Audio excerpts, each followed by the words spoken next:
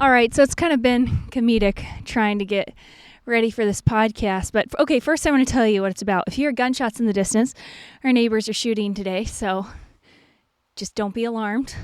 If you hear the dog in the distance, that's just normal life. Also, don't be alarmed. Today we're going to talk about technology. You guys know that we've been on this purge of technology from our lives and trying to figure out what's helpful technology and what helps us in our lives and what helps us in the Great Commission and what is unhelpful technology and where do you kind of draw that line?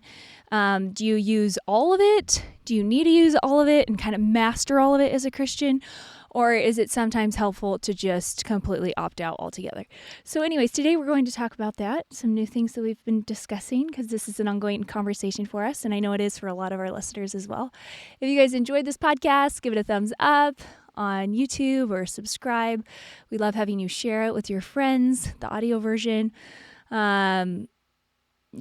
Leave a rating or a review. You guys know what to do because you've been doing it for years, and we are just so thankful to you all. So thanks for being a part of the Now That We're a Family community. The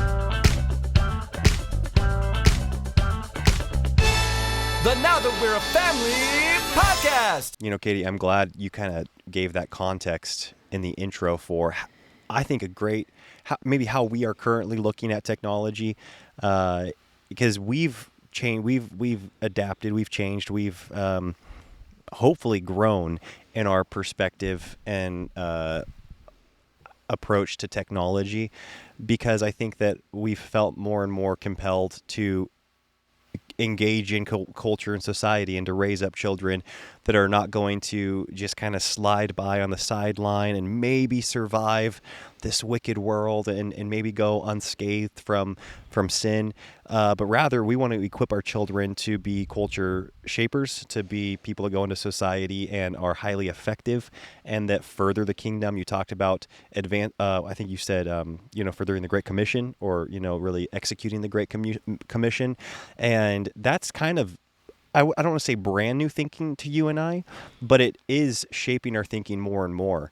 And so I'm glad that you framed it that way. As we talk about technology, we don't want to approach this simply from a defensive, retreating standpoint. We want to have an aggressive, offensive perspective when it comes to being Christians, when it comes to raising up our children. And I think we need to take that attitude into technology.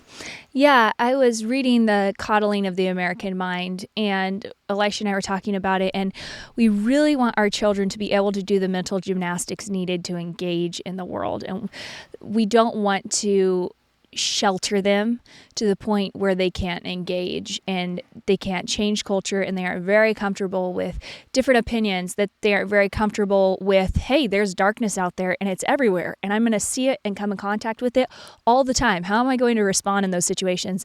Not just freak out and run and hide, and not be lured in either and being like, well, this is a door I've never opened. I wonder what's behind here. But just be really confident in what they believe. And technology is a part of that. Technology is where our world currently is. It's really united the world. And that is where things are being debated and discussed and things like that. What I do think is really cool, and what I want to touch on later, is people talked about how technology, like, X or these other platforms, right, are the new town square. Mm-hmm. And while I would argue that is currently the case, it doesn't mean it always needs to be the case. It doesn't mean that things can't go back to a more local level, mm-hmm. or a more face-to-face communication level. And so I think that has been something that's kind of changed my perspective too. I want our children to be able to engage online, but I also don't want to tell them the myth that this is all there is now. Like, this is the future, is only online, because I don't think that's true. And I think that some of the healthiest communities are going to be people that pull back and really have face-to-face interactions with their communities. And I think that is a future that's very possible. Yeah, and not only do we want I don't want to tell my children this is the only thing going forward. I don't think it's the only town square now. I get there's a ton of dialogue and debate, and I want to believe that because I'm not on X, I'm not on, Instagram or Facebook or whatever the predominant social media platforms are of the day. And so obviously I want to believe that I'm like not missing out on all the dialogue. However, whenever I listen to like a podcast discussing Twitter engagement, I'm always grateful that I'm not on Twitter, right? Or sorry, X. But in regards to, cultivating mindsets in our children and capabilities in our children that prepare them for that mental gymnastics that's talked about in the Coddling of the American Mind. I want to be persistent in that, and it's actually really fun because I do think there is a movement that we are kind of a part of on some level, and it's probably general in Christianity and people that are our age raising children. They want to equip our children, and we want to equip our children. And my brother Vance was just talking about this recently. He's not married. He doesn't have any children, but he's working right now for Alliance for Defending Freedom, ADF, and he was talking about how over the last few years of being a part of this organization, he's grown in his capability to really just acknowledge lies, acknowledge, mistruths, and then combat them. And he's like, this is a real, just tangible skill. It's not some mystery, or it's not like a gift that people have or don't have. It's just an objective skill of being able to identify the lies and combat them. And he feels compelled now to like equip his nieces and nephews, and obviously someday his own children. And I thought, how cool is that people, like my brother Vance, don't just see it for themselves and are able to cultivate that skill for themselves. He feels compelled to equip the church, kind of starting with his family, his nieces and nephews, but really the next generation, I think, in general, because it is, for whatever reason, especially when you read the Coddling of the American Mind, it's something that both Christians and non-Christians alike have been extremely resistant towards. And lies permeate regardless of whether or not people are being intentional about them or not, right? Like the heart of man is deceitful. It's prone to deceit.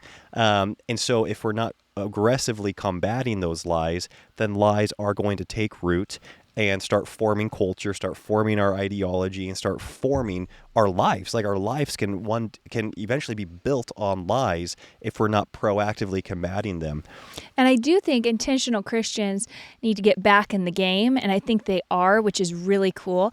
I think that there was a generation that was kind of our generation, maybe a generation before, where culture, our parents started seeing the culture change, right? And you guys know we're huge proponents of homeschooling.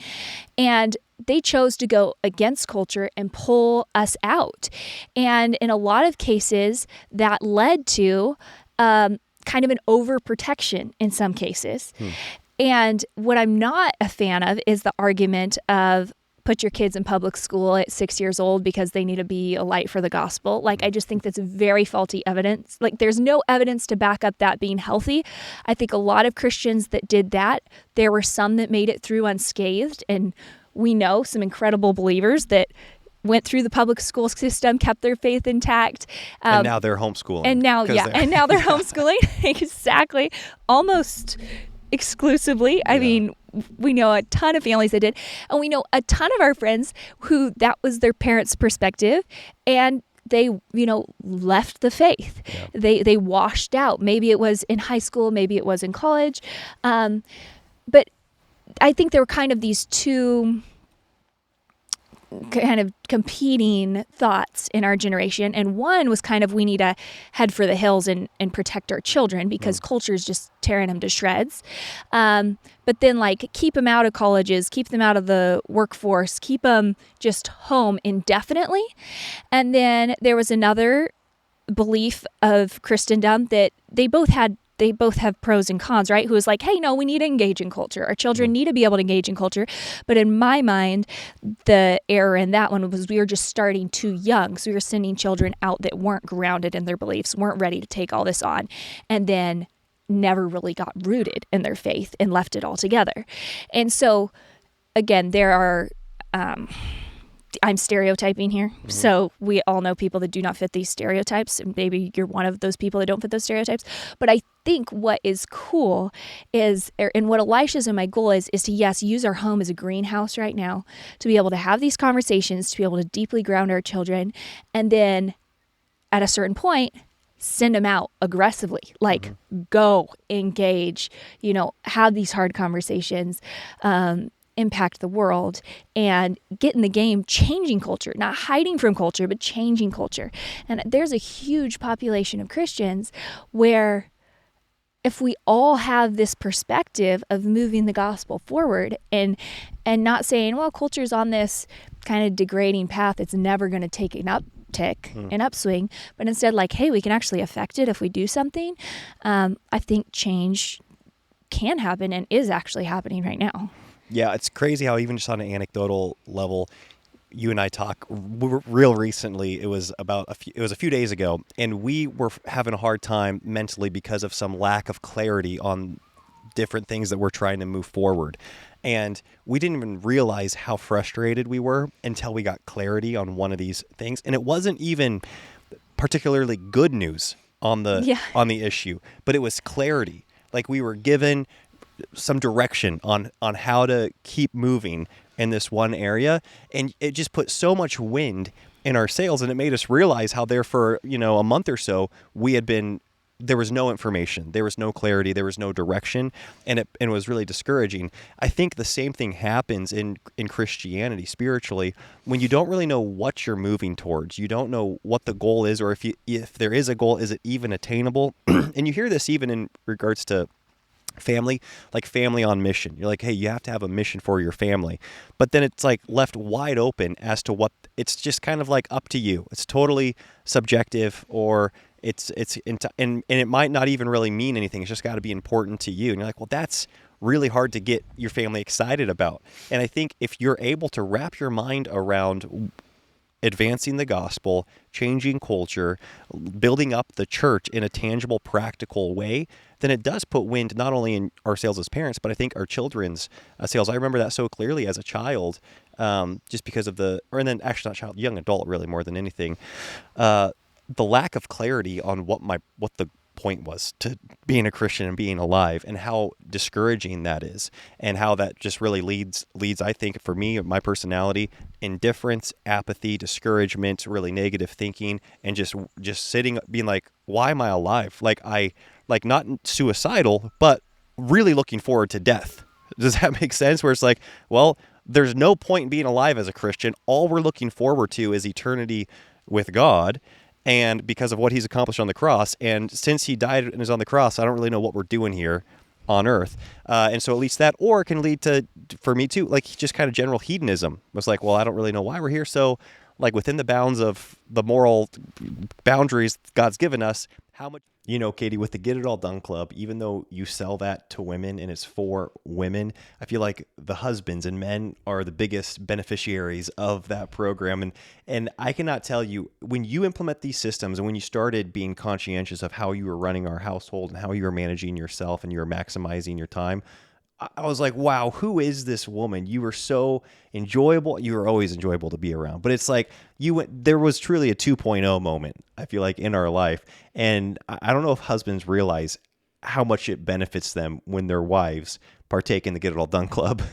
Well, I'm glad that you say that. Something that I think is cool is that whatever matters to you and your husband, whatever matters to your vision, whether that's going on more vacations or starting a side hustle together or spending time investing in the children's extracurriculars, whatever that is, you will have the time and energy to start investing in that instead of spending so much time doing the monotonous, redundant tasks.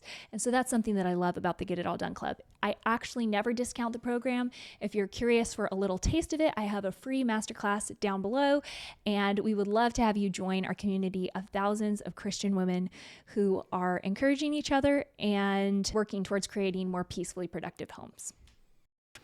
Yeah, with the exception of, like, I literally heard this on the Christian radio yesterday saying, we're here to save souls. So anything that is not missions work directly or evangelism is a waste of a Christian's time. And it's kind of like, okay, well, like, I do a lot of other things in a day, right? And so then you're just... So you have to somehow back it up and be like, okay, is me, whatever, changing this diaper, or is me doing this business transaction somehow related to saving a soul? Because if it's not, it's totally pointless. Yeah, and God wouldn't have me be doing it. Yeah, anyway, so that That's the whole attitude thing. is something that I grew up with as well, that was extremely debilitating and not empowering on any level. So I want to wrap this back around to technology, but before we get back to technology, We've been reading. Okay, well, maybe we'll a talk about bunch of that book. books. Yeah. Should we talk about that one too? Well, I mean, how far through that book are you? I know you're faster. I'm only like a quarter of the way through No. that Okay. book. All right. Well, wait. We will withhold. But basically, all these thoughts are kind of running together, and we're kind of seeing how they all know. play together. So, anyways, That we've been reading a lot because we don't have like consistent internet here at camp. We don't have like electricity. yeah, And we have so- your battery charged book light. So we get in bed, and we just read around his book We light. share the book light, and yeah. So here we are. We press record. We were going to talk about technology, and then we're both just like spewing all the new information we've been getting. No context. Yeah, with no context, exactly. But I will say this as we wrap this back around to technology. It's funny that we've moved out to a property. We're trying to develop this property.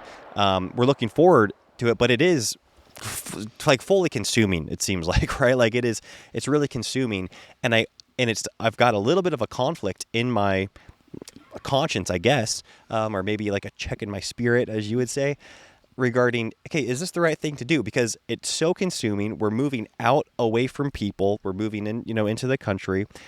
And I have to remind myself of the bigger purpose, because most of the time when I see this done, and actually for most of my life, my desire to do this has been it's been motivated by a very like defensive, reclusive sentiment. Like leave culture. Yeah, leave culture, get away, like just get out away from people and kind of enjoy your life, right? Like get away and raise up your kids and be secluded and just kind of shelter your children and separate from the world. And it's funny because we don't have that mindset, and yet we're still doing this. And so because of my association with it being, like I said, that form or motivation, I'm still having to like remind myself, like, wait a second, is this an aggressive move? Like, are we doing this to be proactive with our children and to go out and engage in society? And that still is our heart and our desire and our motive, even though for this season, it feels like it's fully consumed with like our tiny little lives here. Does that make sense on this property? Yeah. So going into technology, basically why this all relates is because I don't see opting out of technology. So a book that I'm almost done with now is The Opt-Out Family. I would love to have Erin Lochner, I think is how you say her name, on the podcast. What's funny is she reached out to be interviewed on the podcast like a while ago, and we get so many people writing different books and stuff. Sometimes it's hard to filter them all, but this was recommended by a good friend of mine, and I read it, and I was like, I need to go back through and beg her to come on, because I think she has a fantastic perspective, and she's done so much research on technology. And what I think is cool is that we all know the dangers of technology, right? I mean, I think they're getting more out there. So, like with our interview with Dr. Kadaris, we're starting to see, parents are starting to wake up to, oh, this is not neutral, right? This is destroying my kids' impulse control. It's destroying my impulse control. This is addictive. This is actually having physical effects on the brain. I think it's a big reason why we see so many moms diagnosed with ADD right now. This is huge in the online world. And I think it's because of all the media they're consuming, contributing to that. When you look at the research and see how much media consumption contributes to something like an attention deficit disorder. That said, something that Erin didn't stop at, which I appreciate, was this perspective of the world is like the modern world is technology. And so how are you going to help our children navigate this modern world? Her perspective was a little bit different. And I love the way she took it, which was the future doesn't have to be technology. Actually, ask for ask for a paper menu when you go to a restaurant. Let people know at the library, hey, the only way I can track my kids' reading time for the summer reading challenge is on an app. We don't have smartphones. How can I track this physically? Make your requests known and let people know that the more people that let society know hey, this isn't working for me, this isn't how I want to live my life, then it can change. I was just reading a book.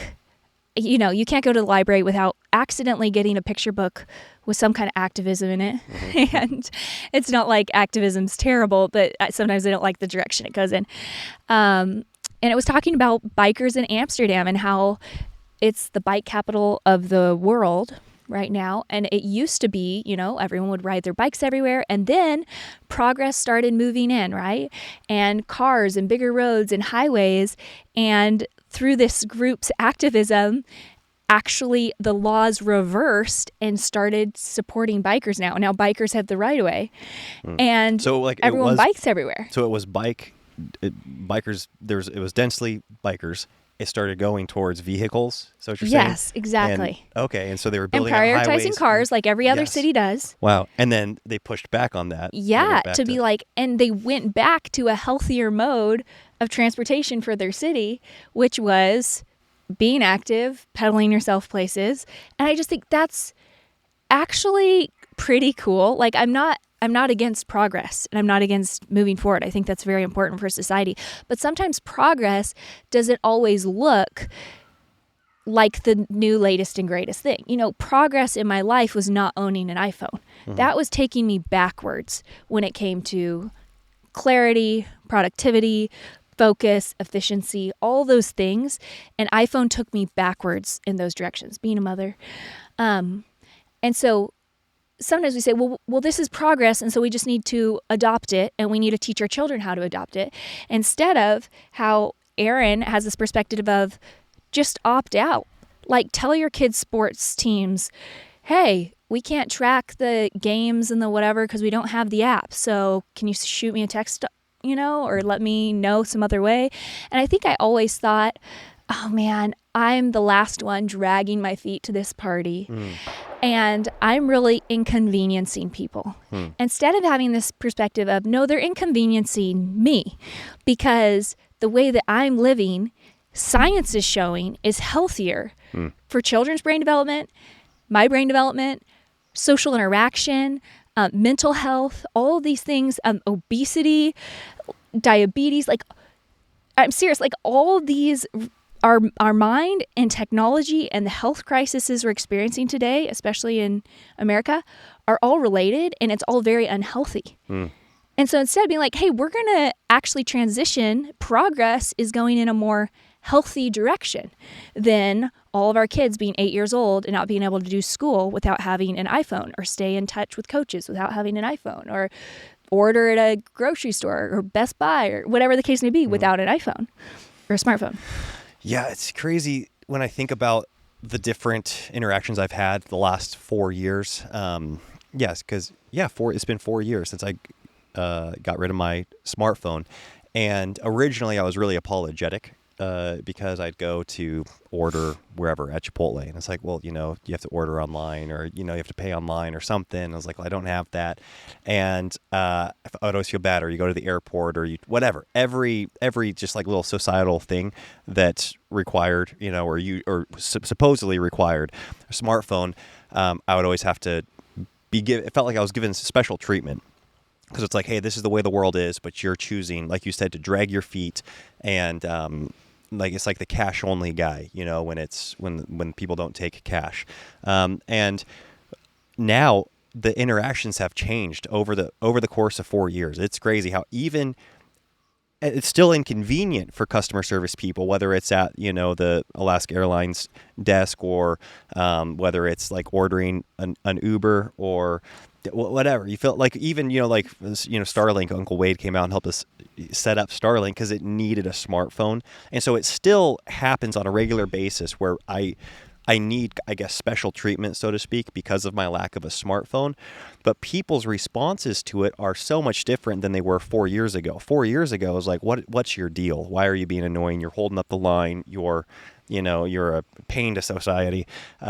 And now I see like this longing to participate with me. It's like, how did you do that? Like, good for you. Like, I want to do that.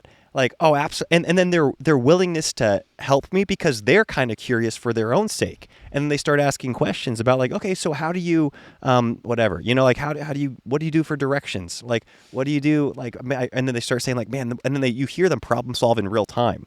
They're like, oh, I need it for my job because this, that, and the other. I wonder if there's a way to work around that. If I could like get an iPad and just hook that up to internet. And just over the course of 4 years, you see how it went from being a burden, and I was kind of apologetic, to now it's not that I'm like proud of it, but I'm just matter of fact about it. And then people are excited about the way I'm choosing to live life because I feel like it's actually kind of giving them hope.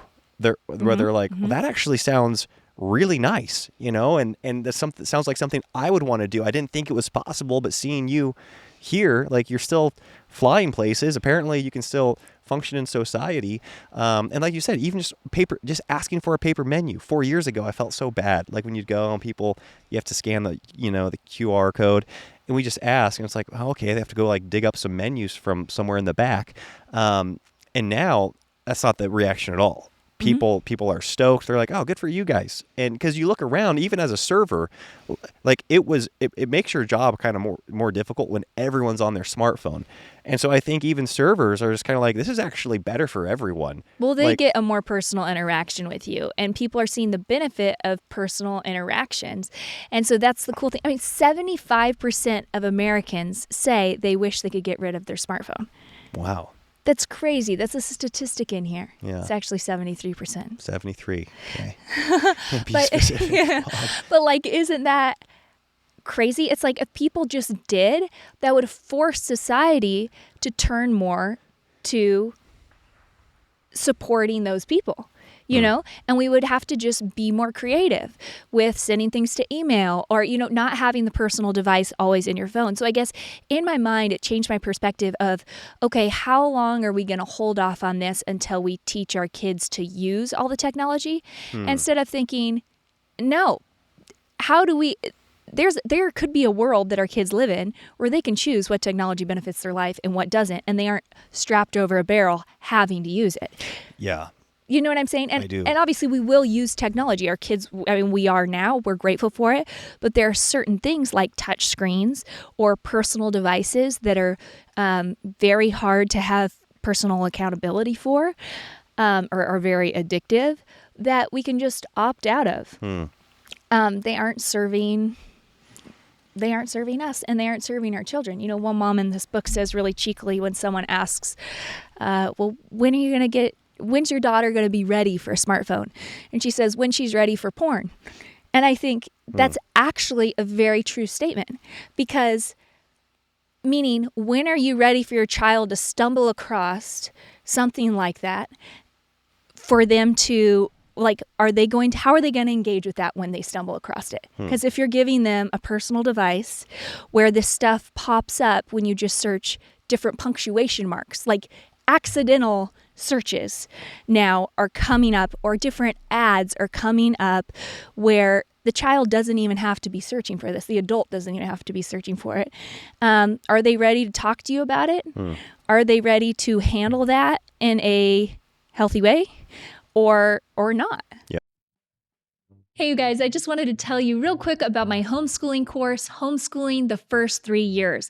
It's all about laying a foundation of joy and confidence and fun and simplified homeschool in your home. So if you're in a place where maybe you're considering homeschooling your kiddos in the next few years, then this course is for you. It's going to break down not only what we do for homeschool in our family and what we've done for the first 3 years in homeschool, but it's also going to show you exactly how that looks.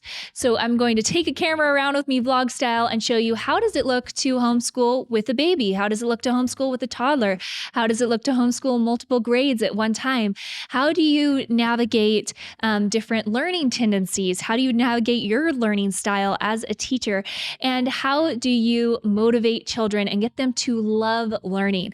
I love homeschooling my kids. One of my favorite things that I get to do with them each day, and it's something that I want you to love doing with your children as well. So if you look down in the description box, you will be able to find a discount code where you can get a discount off of Homeschool the First 3 Years, and I really hope that it blesses your home.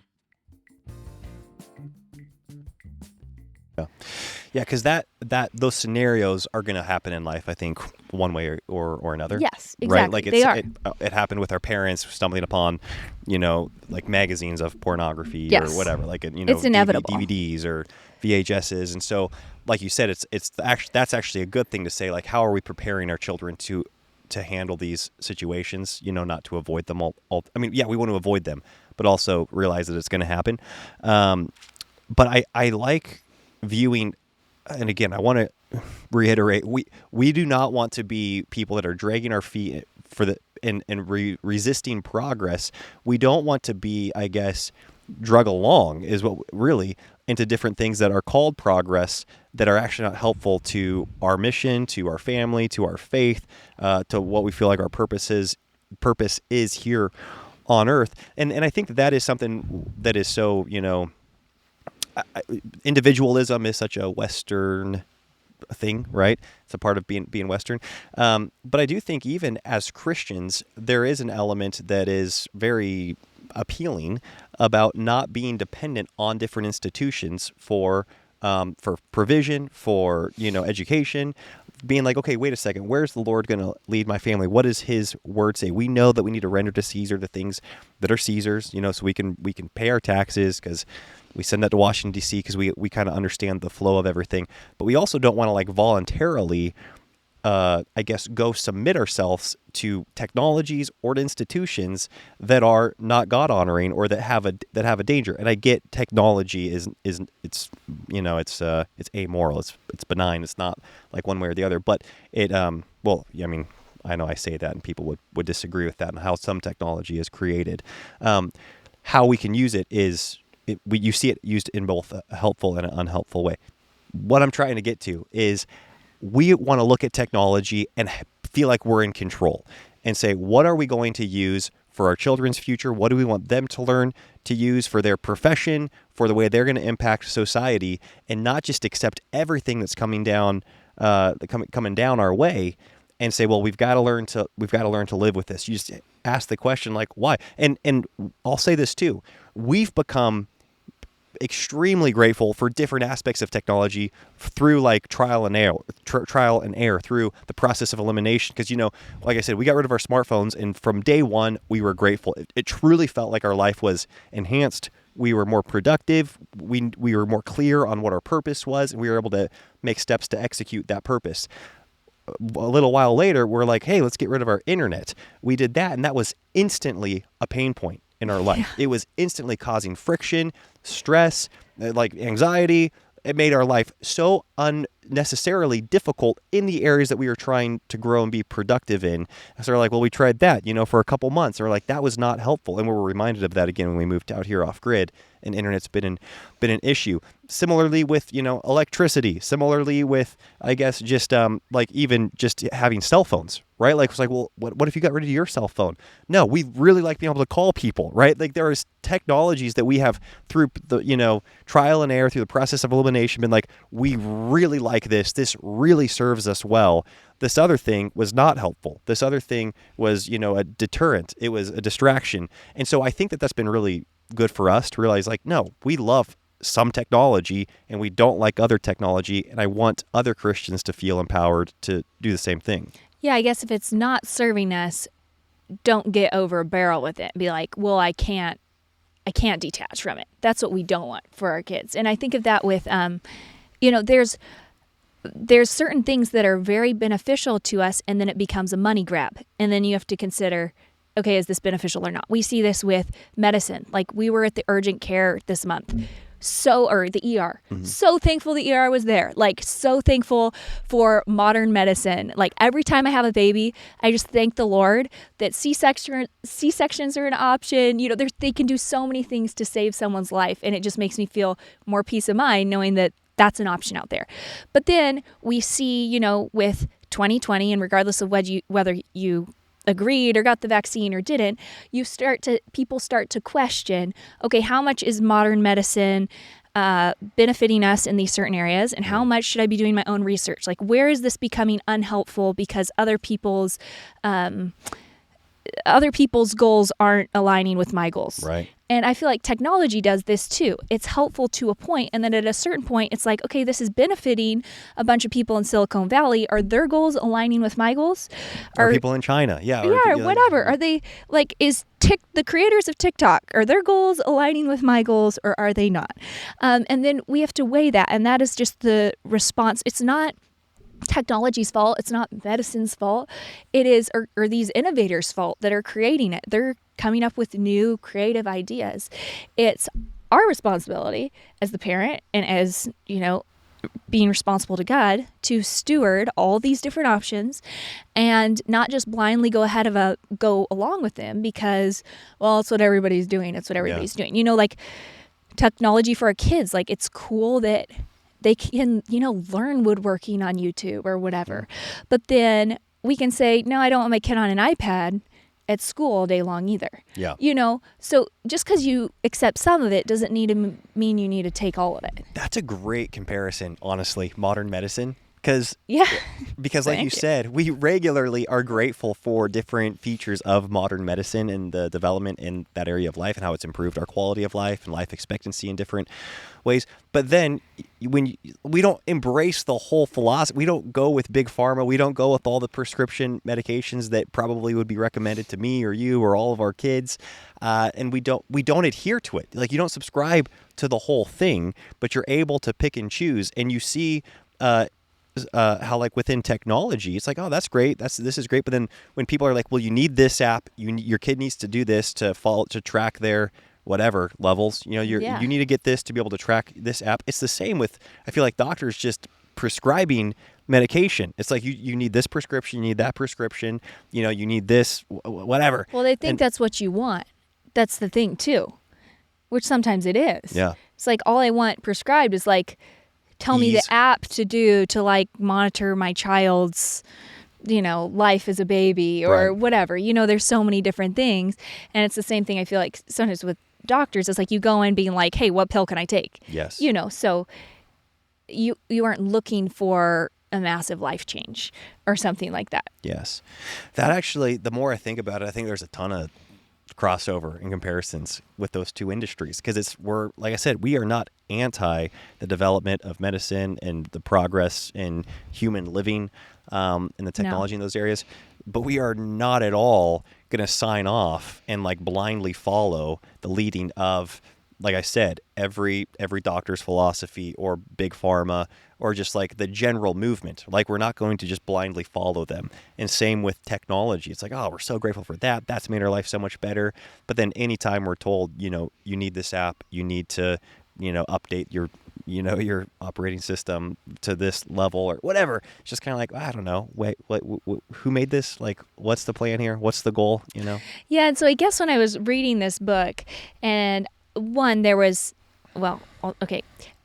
first thought first. When I was reading this book, I was thinking, okay, it's changed in my brain for, I'm resisting culture by the choices that we're making technology-wise, and what do we want to do with our kids? To be like, I actually want, when you're reading this book and you're hearing of these tens of thousands of families that are doing different forms of opting out and completely changing their schools, completely changing the way their communities are doing things because they're demanding it, and they're having healthier interactions and healthier kids as a result, I'm like, I'm actually changing it towards like, I'm going to become an activist for this stuff. Here we go. Which is my sign.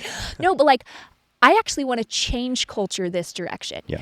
I'm not resisting the way culture is now. I'm changing culture. And I want my children to change culture and say, hey, we have tons of teens committing suicide. We aren't going to be doing the exact same thing those teens are doing. Mm-hmm. Social media is destroying their lives. We're out.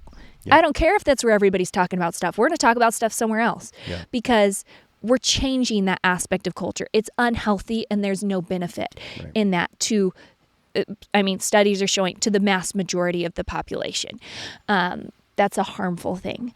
And so there's that where I guess it's changed to an aggressive stance for me. And be like, no, I'm going to like put my foot in the ground and try to be a part of all these people that are helping change it.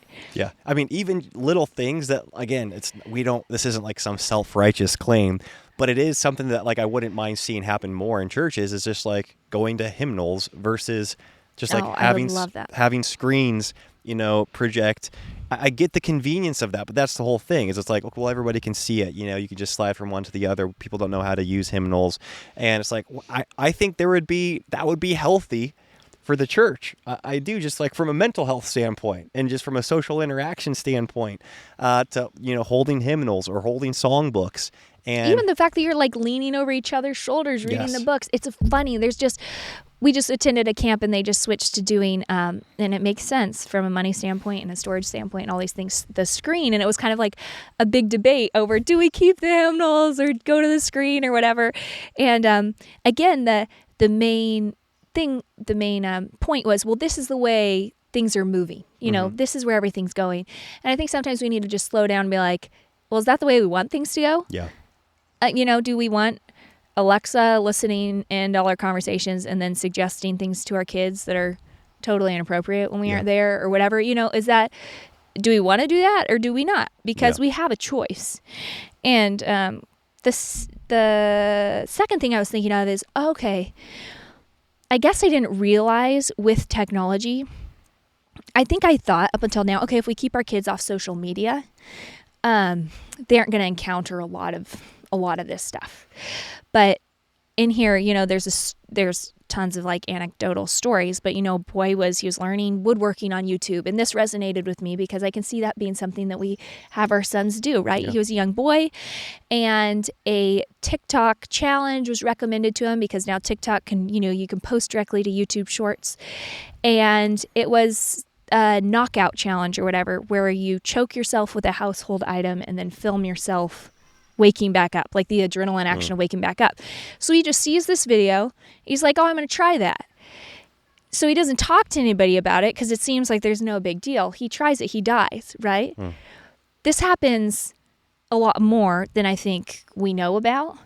But the point is, we need to be having conversations with our kids the second they're learning typing on a computer. It's like, okay, if you come across any form of challenge, you never try anything online without coming and just letting daddy and mama know, hey, I'm going to try this out. Yeah, if you think it's interesting, show me. Show me what... show us. Yeah. Something else that I think is great in here, she goes, how much time do you have to sit down with your child and watch something? Can you watch 2 hours of makeup tutorials on TikTok with your daughter? No. Can you do 5 minutes? Yeah, okay, so 5 minutes is the time. Sit down. You could learn how to put on winged eyeliner together. It's a bonding experience. You were there with her, and that's it. Like, how much time do you have to devote to being with your child and learning something together real quick? She was saying, can you watch, basketball fails with your son or hoop shots or whatever? I'm good at doing that, yes. Elisha can maybe devote more time than most. He's willing, I should say. So can you watch it for 4 hours like your teenage son might do? No, but can you watch for 20 minutes? Sure, have fun for 20 minutes. And then she's like, you aren't seeing the basketball trick shots to the recommended basketball fails or just sports fails, and then just fails, and then you see a baby, fall off a 100-story roof. Like this, that's just like the progression right. of like the recommended. And she's showing all these progressions so that like, one more thing, like your daughter researches, she's just buying something, I forget what it is. And then the next recommendation thing is how to pair X, Y, and Z with X, Y, and Z. And it's a book on taking your own life, and it's just like, whoa, how much time, I guess, can we just... It changes the perspective on it. Yeah, and I think all those examples that you just gave, not only are they real stories, but it's not hard for me to picture that happening either. It happens to us all the time as adults. We're like, oh, that's not the suggested stuff I wanted based on what I searched. Yeah, and like you said, because of that ability, because YouTube feels like a really safe platform. I love it. I use YouTube all the time. I hide my shorts. You can do that every 30 days. I'm sure most people know that, but it's like I always forget that I'd never see shorts until that 30 days is up, and then they're recommending you just X out and it hides it for 30 days. Because I do think like shorts are on YouTube is not helpful at all, right? It's and like you said, just the fact that TikTok now can share that whole whatever. They're able to share directly to YouTube. You can get down those, I guess, algorithm trails very quickly, even on YouTube. But I love that perspective of, okay, like we're not here to say you can't be on YouTube, you can't, be on these different platforms, but are you doing it with your kid? How much time do you have to devote to your kid? Because that really actually solves the problem of using it as a babysitter, which is how most we oftentimes use technology, right? That's like the most appealing use of technology sometimes when you have young children, is the use of babysitter. And that, what you just talked about, like, that's so helpful to think about. Like, okay, that's fine. Well, how much time do you have? Do you have like 15 minutes to sit down with your boys and watch the woodworking tutorial, or watch the hunting video, or watch the basketball fails video? Because that can be great. That can be fun. You get to talk about it. But thinking that you can just send them off and that they're on their own for hours and hours at a time, and that they're not going to come across anything, is naive. Yeah. And so just having those discussions, like one, sitting with them, and then if they're doing stuff for school or something like that, at a certain point, they're going to transition into some kind of alone computer time, right? Hopefully that's in a public space, on a desktop computer or something like that. But making sure we've had these conversations of like, you're going to come across this. When you come across this, what do you do? When you come across this, what do you do? Just like have your child practice you coming into the room, them closing the computer and saying, hey, mommy, I just saw something really uncomfortable on the computer. I'd like to tell you about it. Like role play. So because it's not if, it's when. They're going to encounter these things. We want them to be adults that know how to handle this stuff. And we want that to happen in our home. And so practice the dialogue and also let them know, like, hey, this stuff's going to take you off guard. This is just a part of using the internet. Yes. And so we all have to be on guard every time we're on there. This isn't a neutral zone. But I do think in regards to just like opting out of stuff, there's just so much that, like with parental controls and with oversight and all that, it's kind of just the Wild West. When you give your child a device, you can't control it anymore. I mean, there's things like, okay, everyone's just on a bus going to a camp or going up to the ski mountain or something like that. And guys can just airdrop, inappropriate pictures to girls anywhere within 30 feet. Like we just can't, or she brings up like Google Sheets. Oh, you think your child can just be on Google Sheets? That should be fine. And then there's documents going around with nude photos linked in Google Sheets so that you are getting think shared. That, like, I get it. You're like, well, they don't have TikTok. Exactly. They don't have Instagram. Their browser is shut down. Like they've only got Covenant Eyes. Like I disabled Safari. I'm good. Like, they aren't going right. to find anything. No. Wow. They will find stuff. It will be sent to them. It will be shared to them. It will be messaged to them. So what are they going to do when they see it? Wow. And at what age do you feel comfortable that you have that good relationship with your child and they're confident and capable enough to be able to communicate with you on this stuff? That was a big deal for me. Yeah. I mean, it's, what's crazy convicting is because we don't have smartphones, but we have computers, and Spotify was open playing music in our last house. And Leon came to me and he's like, Dad, I saw like an inappropriate picture. I was like, oh man, okay. Like where? And he's like, on your computer. I was like, whoa, what were you looking at? And my computer was open on the piano, and he was on Spotify, and it was our playlist, and he just like went to search or something on Spotify, and it's just the thumbnails of a bunch of different album art. And you're like, oh man, like and again, obviously there's levels to inappropriateness, but clearly this, pricked his conscience, and rightfully so. I was like, yeah, this is like totally these are provocative images. These are inappropriate and immodest. And it was just such a good wake-up call, because it was like, I thought we're so good, that we don't let our kids freely watch YouTube, on their own. They're not on any browsing, platforms. And here we were, just my computer was open playing, a Christian music playlist. And Leon was able just to get on there, not even leave that app, be on that app, go over to the search bar, had all the, top charts or whatever, and the thumbnails there. And you're like, oh, okay. Yeah. Yeah. Well, she brings up too, you guys need to read this book. Okay. So just read the book. But, like something else I didn't think of, I guess, was, when you're texting and you're sending messages, iMessages, then there's the GIFs.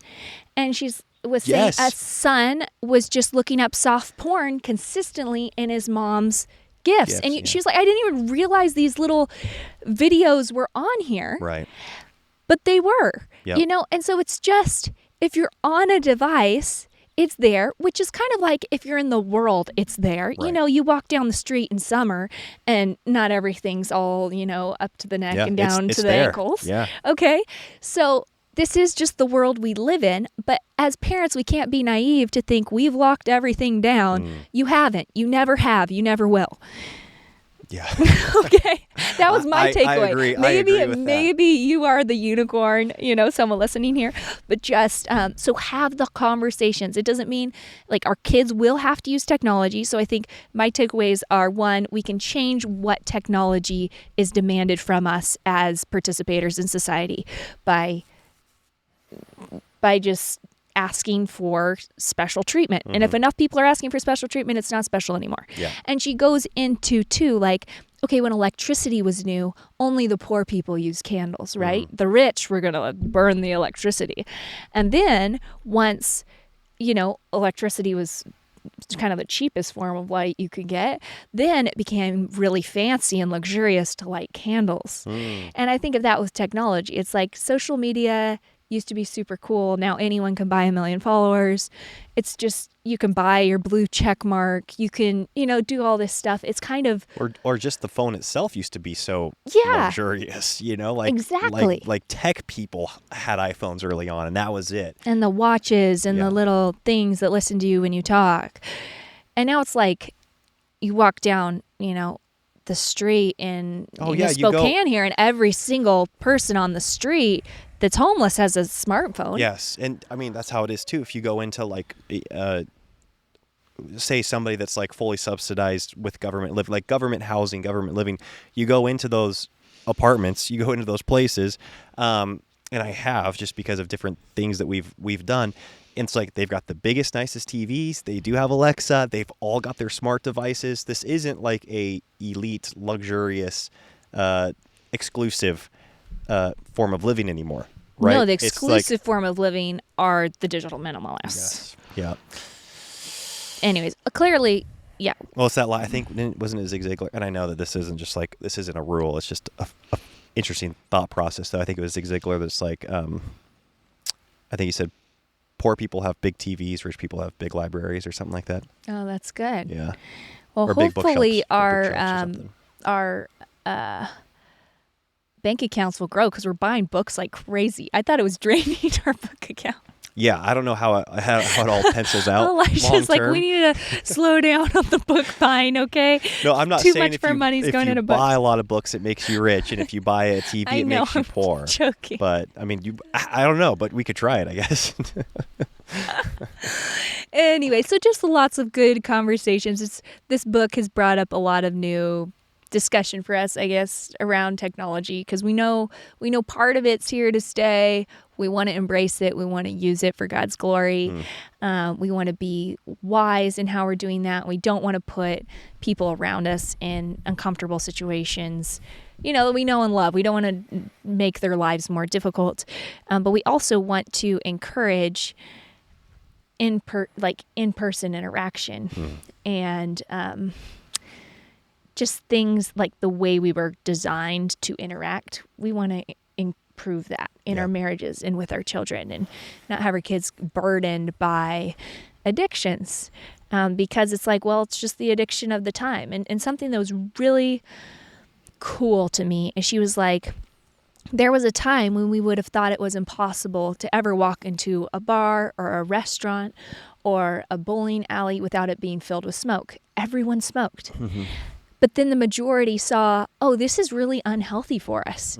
And there started being limitations on where people could smoke. And now that's the norm. It's rare. You go into, we went to a casino one time and it was just like packed with smoke. That was weird. I never wanted to go back. Yeah, well, a lot of nicer like venues now are requiring you check your phone, at the front. Like you can't bring your phone in. Yeah, there's stuff like that. Because I tell you what, just like, this is going to sound so pretentious, but I get it. Like as a concert attendee, or even like as a performer, it is frustrating when you're like trying to watch a concert and there's like countless phones up filming. Like, I'm going to get this. It's so... Like, what, you're going to watch 30 minutes back later? I mean, some people It really... again, here I sounded like high and mighty. But I don't... Well, it's something we used to do, and that's What do you the mean? thing. I mean, Oh, we used to film I used in to film concerts, everything. It's or like, like hey, I'm at a concert. Yes. It's cool. I'm going to Yeah. show you. I'm going to try to get the best clip of the song and edit it down, and instead of just appreciating the moment. And you know what? I was just thinking, Katie, babe, when we got to wrap this up. Yeah. She got a midwife appointment. I do. Yeah. But I feel like there could maybe this service exists, but I feel like you could start a service that's like how safe is your child's device, and it's like, because you were talking about like in messages accessing soft porn through GIFs, but I feel like that's all over, or Spotify, or like just being like, okay, let's actually see how long it takes me to access inappropriate images or text, or whatever, It's crazy. Like how fast. Yeah, just inappropriate content or unhelpful content, or like you think it's locked down. Okay, send it to this service, or like they come over and how long does it take them to access something? Because I bet we'd all be surprised. Yeah, I was definitely surprised just reading this. But I guess what was cool with the just going back real quick to the smoke stuff, is stuff can change when it's for our health. And like what Elisha's talking about just now, it's like, this is harmful. Like we're talking about keeping our kids from harm. Mm-hmm. So this isn't just like, oh, it's this neutral thing, they're going to have to learn to navigate it. It's like, this is actually really dangerous, just like smoking cigarettes is super dangerous for our health. Mm.